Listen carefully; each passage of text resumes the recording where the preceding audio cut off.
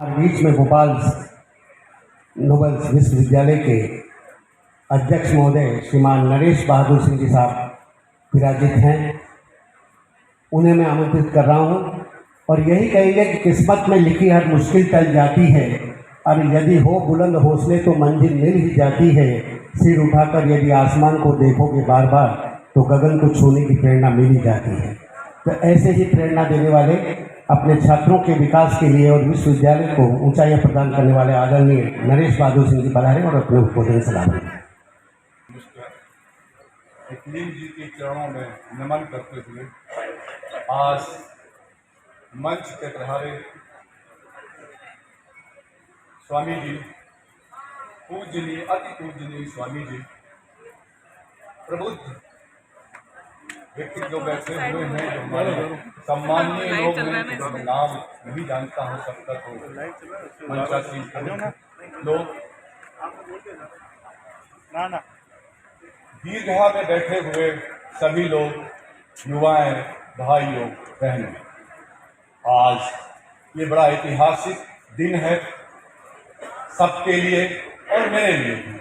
मेरे लिए कुछ और मतलब से ऐतिहासिक है क्योंकि इतनी बड़ी सभा में महाराणा प्रताप जी के अवसर पे मुझे शायद पहली बार आने का मौका मिला और जो क्षत्रिय महासभा के जो लोग हैं जिन्होंने निमंत्रण दिया, मैं उनको आभार व्यक्त करता हूँ, कृतज्ञता व्यक्त करता हूँ।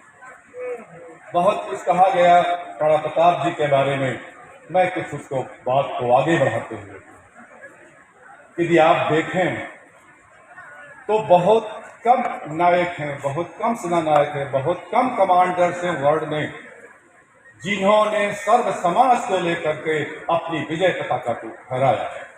और उनमें से मेरे हिसाब से और मेरे जो कुछ इतिहास का थोड़ा बहुत जानकारी है, सिर्फ और सिर्फ महाराणा प्रताप जी जिन्होंने सर्व समाज के कुछ सबको साथ में लेकर के अपना जो है ये मुगलों के समान जो है, मुगलों के सामने जो है लोहे से लोहे का, कंधे से कंधा तक।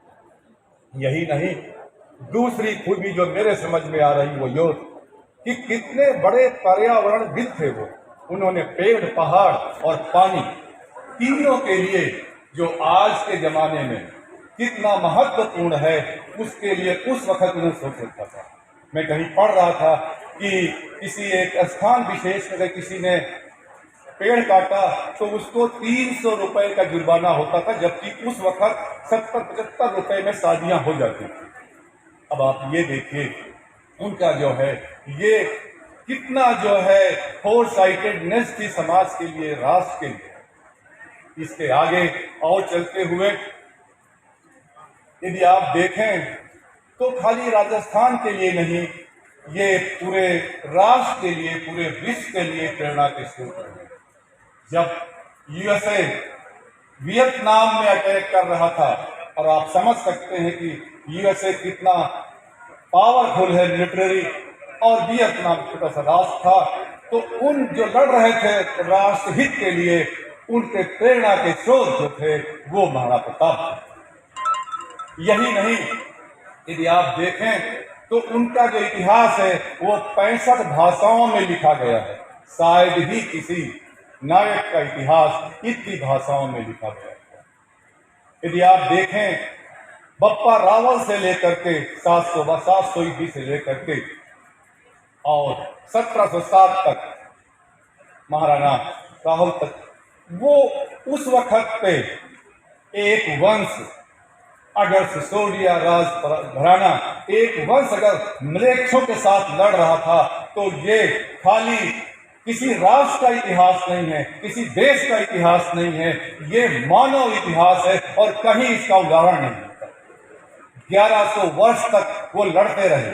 वो अलग बात है कि 700 लेकर के और 1200 तक जब पानीपत का युद्ध होता है, पृथ्वीराज चौहान जब राजपूतों की सत्ता खत्म होती है, उस वक्त तक का इतिहास ठीक से लिखा नहीं गया। उनके क्या कारण हैं मुझे नहीं मालूम, लेकिन वो जो है वो सही से लिखा नहीं गया। ये उनका एक और बहुत बड़ा अद्वितीय रहा। अब मैं कुछ आगे बात को बढ़ाते हुए, आज बैठे हुए मेरे से भी बुजुर्ग और युवा महिलाएं, देवियों, सज्जनों, उनके चेहरे में जो गौरव की मुझे अनुभूति हो रही है, उसके लिए मैं कृतार्थ हो रहा हूँ, अद्भुत हो रहा हूँ। ये देखिए, खास करके युवाओं के लिए मैं कह रहा हूँ, यदि आप इतिहास को याद नहीं रखते तो इतिहास आपको भूल जाता है। याद रखिए, 562 रियासतें थी, 562, उसमें तकरीबन 25 या 30 मुसलमानों की थी, मुगलों की थी, अदरवाइज बाई एंड लार्ज राजपूतों की। अब मैं कुछ कहने जा रहा हूं, माफ करना अगर कहीं अन्यथा कुछ कह जाऊं, लेकिन समाज में क्योंकि सर्व समाज का है, मैं जिस समाज से आता हूं उसकी बात करता हूं, सभी बढ़े तो राष्ट्र बढ़ेगा। जिस वक्त देश आजाद हुआ 562 में तकरीबन 512 रियासतें राजपूतों की, लेकिन आज हमारा समाज में अस्तित्व वो नहीं है जो होना चाहिए। याद रखिए, खास करके युवा के लिए कह रहा हूं, अपने इतिहास को यदि आप नहीं याद रखेंगे तो इतिहास भी आपको भूल जाएगा। इसलिए अब आगे चल करके मैं बात करता हूं कि खाली याद रखने से काम नहीं चलेगा, आपको सामाजिक जीवन में आगे आना पड़ेगा। सामाजिक जीवन में चाहे राजनीतिक क्षेत्र हो या कोई और क्षेत्र हो। मैं उत्तर प्रदेश से आता हूं, एक छोटा सा उदाहरण देता हूं। वहां भी 7-8% पॉपुलेशन, तकरीबन 9-10% है पॉपुलेशन राजपूतों की, और यहाँ भी 8 के आसपास हो सकता है, 1-2% ऊपर नीचे। आज वहां विधानसभा में तकरीबन 55 राजपूत और विधान परिषद में जो है 30 में से 22 या 23 जीत करके। यदि आप राजनीति में नहीं आएंगे, यदि आप सिस्टम में नहीं आएंगे तो अपने समाज को आगे नहीं ले जा सकते। ठीक है, आप किसी सिस्टम से आए, किसी विचारधारा में विश्वास करें, मेरा ऐसा कोई मतलब नहीं है, लेकिन मेरा ये कहना है कि हमें सिस्टम के अंदर आकर के ही अपने समाज के विकास की पूरी जो है, जो मिलेगी अवसर, वो वहीं से मिलेगी। आज बच्चों के लिए बारे में कहता हूं कि जब मैं देखता हूं परफॉर्मेंस के सर्विस में या और चीज़ों में, वहां भी बहुत अच्छा नहीं है। मैं उनसे भी गुजारिश करता हूं कि आप उस चीज़ को दिमाग में रखते हुए, सोचते हुए शिक्षा के क्षेत्र में आगे जाएं। यही नहीं, आगे बात को बढ़ाता हूं, हर समाज में कुछ अच्छाइयाँ बहुत होती हैं, लेकिन कुछ कुरीतियाँ भी होती हैं, यह निश्चित है, पूरे विश्व में ऐसा। यदि हमारे समाज में कुछ ऐसी बात है या किसी भी समाज में है, तो हमें उसको आगे आकर के उन चीज़ों को उन्मूलन के लिए भी हमें आना पड़ेगा।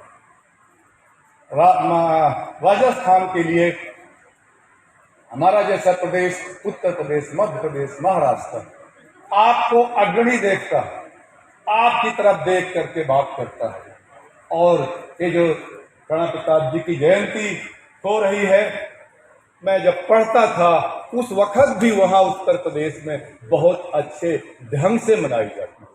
हम इनको अपना पूरा पूज्य मानते हैं, राजस्थान को पूज्य मानते हैं, बल्कि शादी संबंध में भी अगर आप देखें, मैं थोड़ा ऐतिहासिक जा रहा हूँ, अगर मैं किसी ईस्टर्न यूपी से हूँ तो वे सेंट्रल में शादी करते हैं, सेंट्रल वाले वेस्ट में करते हैं, वेस्ट से ऊपर आते हुए राजस्थान की तरफ बढ़ते हैं। वो क्यों बढ़ते थे? उसका एक रीजन यही था, ये जो इनका सतीत्व था, इनका जो कर्तृत्व था, उसके लिए होता। ब्राह्मणों में ऐसा होता था, वेस्ट से ईस्ट ले जाते थे। वो जो है, क्योंकि बनारस वहाँ शिक्षा की नगरी थी, वहाँ ऐसा होता था। आगे बात को बढ़ाते हुए, कई दफा हमारे इतिहास में ठीक से बताया नहीं गया है। आप ये देखिए, हाइफा का युद्ध जो आज इजराइल बना, उसमें मैं उनका नाम भूल गया, कैप्टन राठौर थे, माफ करना याद निकल गया, उन्होंने कितना संघर्ष किया, और इजराइल जो है हिंदुस्तान के लिए नमन करता है, कृतज्ञता जाहिर करता है। और मैं जब वो वीडियो देखा तब मुझे पता लगा कि ऐसा हुआ। फर्स्ट वर्ल्ड वॉर में एक टापू था जो जीता नहीं जा रहा था, और लांसनर्स जो है यहाँ से गए थे जो है, और वो जो है 3 यूनिट गई थी, एक नहीं लड़ी थी, 2 यूनिट लड़ी थी, और वो जो है उनका जीत हासिल हुआ। और इजराइल जो है आज भी विश्व स्तर पे हिंदुस्तान के उस चीज को जो है हर जगह लिखता है, इतिहास लिखता है, लेकिन शायद हम कहीं उस चीज़ को भूल चुके हैं या हमें बताया नहीं गया, पढ़ाया नहीं गया। तो आज मुझे इस मंच में आमंत्रण करने के लिए और बोलने के लिए ये आप लोगों ने जो है ये अवसर दिया, मैं सभी को नमन करता हूँ, कृतज्ञता आभार प्रकट करता हूँ। Thank you.